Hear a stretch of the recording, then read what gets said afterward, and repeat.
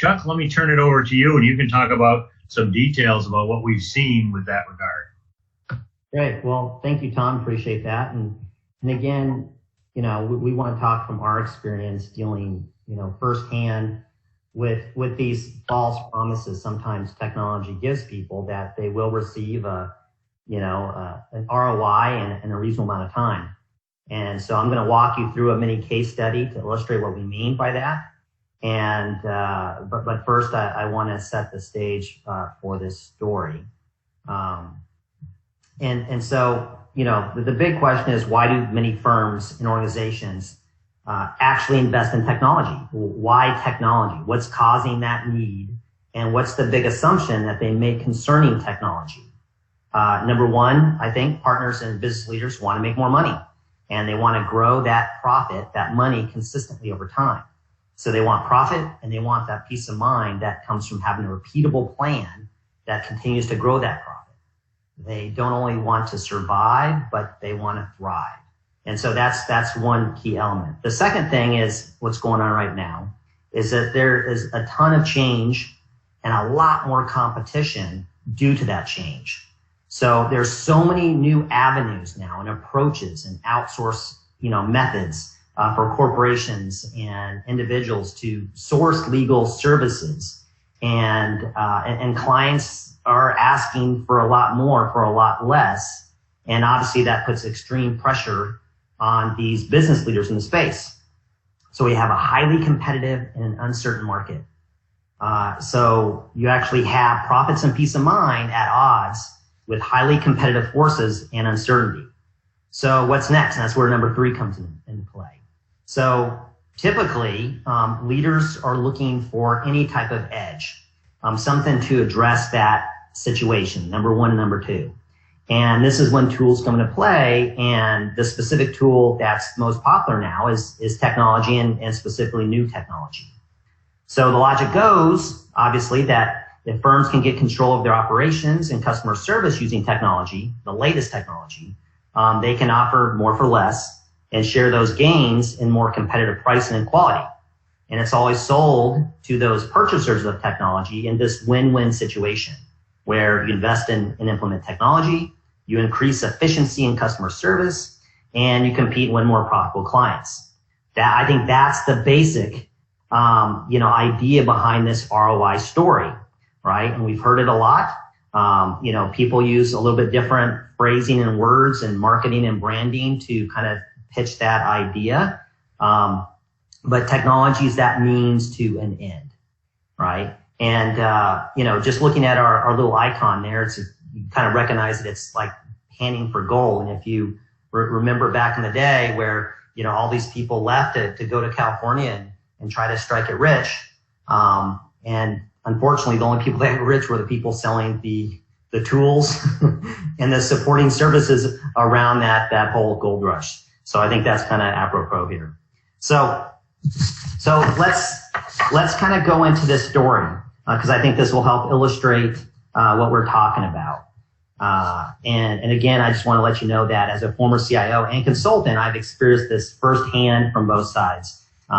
This I think is a typical story. You can kind of change the parts a little bit here and there, but I think it should resonate with you. I like to break it down into 3 parts. For this case study, there's the problem or the challenge that this firm is facing. They want to get better. They're looking for technology and they want to implement it. And then the last part is going to be the results, right? Trying to move that needle in the right direction, find that ROI. So the problem, there was a firm with 10 offices and roughly 50 to 60 attorneys, plus maybe 2 plus support and administrative staff per attorney. They had email and accounting package. They used heavily Excel and Word and save files locally and on a central server. Some of their attorneys were totally old school, the types where they like to print their email and give notes to their admins and they put the email in for them. They also had some highly tech literate attorneys and support staff, but most of the employees there, the attorneys and their teams, were somewhere in the middle.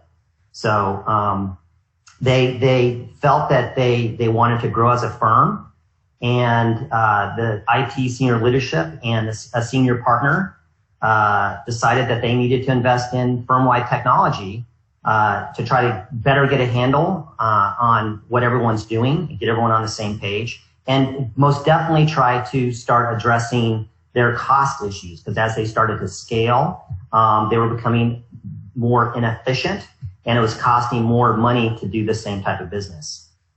So the top brass gave them approval, but told them to be obviously cost conscious. So that was their problem, kind of a typical problem. You know, we have some issues, we have some pain, let's see if technology can help solve that pain. The selection and implementation process, they did their basic due diligence and picked a reasonable solution based on what they thought they needed at the time and in the future. They negotiated a good price, and the vendor committed to get everything implemented in a 3 to 4 month window. The director of IT took over responsibility for the project and worked with the vendor to implement the system. The senior partner helped negotiate the statement of work and gave feedback during the project process. The director of IT and his team managed the data mapping process from their Excel spreadsheets and other sources, and they configured and customized the vendor's system. Working with the senior partner and his paralegal, the vendor scheduled training and a go live date. The vendor provided that training and rolled out the software. Everything seems basic and to the point, and I think very typical. So the result, the senior partner and his paralegal and the IT team started here right from the beginning, grumblings that the new system didn't work and is making everyone's life at work more difficult. The old school attorneys and their teams rarely use the system, and they speak badly of it whenever they get a chance. The new school attorneys, the tech literate attorneys and their teams take a while to adapt to the new technology, but they eventually love the system and use it all the time. And they speak positively of the technology, but agree with most of the users that it definitely has some weaknesses, but it is definitely worth using. The majority of the attorneys and their teams are very slow to adopt the system and are reluctant to fully commit to the change. And this, forces them to kind of have this hybrid situation where they're kind of using their old approach in technology as well as their new technology just to kind of mitigate some of those risks. The firm leadership clearly hears from the loudest voices, and usually those are from the old schoolers. And they understand even from, the positive voices that the firm-wide usage is average at best and slowly getting better. The CFO or director of finance complains that it took longer than expected and the project cost more to implement the technology than originally expected because of scope creep and last minute requirement changes. And even actually jokingly mocks the director of IT and the senior partner sponsor of, hey, where's that missing ROI? Where is that? You guys promised so much. Where is it? The vendor and the partner preach patience and excuse everything to learning curve of the firm and the crazy old timers. After a year of using the software, there are definitely pockets of success. But at the same time, the director of IT and the senior partner have received kind of a long ongoing list from the high-end users and the kind of the infrequent users on everything the system can't do that they need, like yesterday, to fully take advantage of the system. And unfortunately, talking to the vendor, they can't do most of what needs to be done. And things that can be done will cost a lot of time to do it. So to recap, after this year, the old timers are unhappy with the system. The new schoolers like it, but complain that they need a lot more functionality.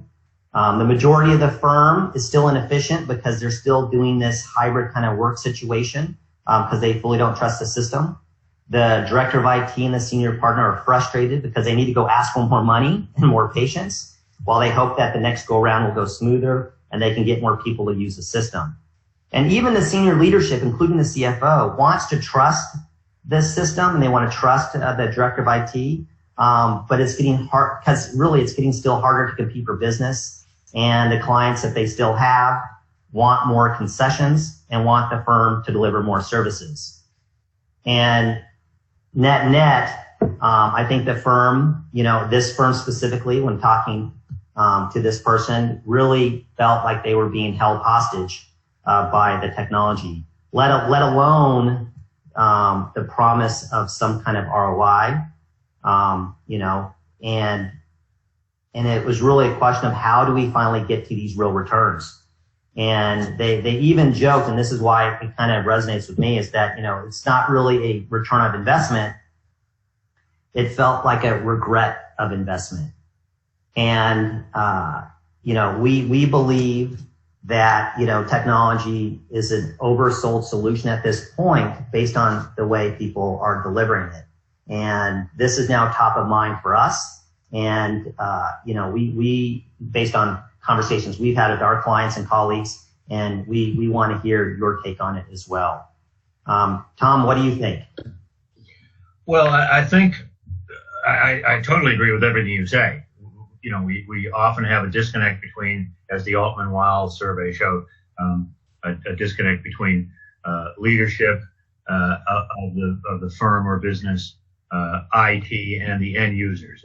There's a three-way prong there. And I also think, as our experience starting off here showed, one thing you have to always assume is that something will go wrong with technology. And when we start to talk a little bit later about planning and management, you have to keep that in mind. And flexibility and adaptability, the ability to move off what you thought was going to be your timeline, much like in the world of litigation, where things come up out of left field. You have to be able to do that.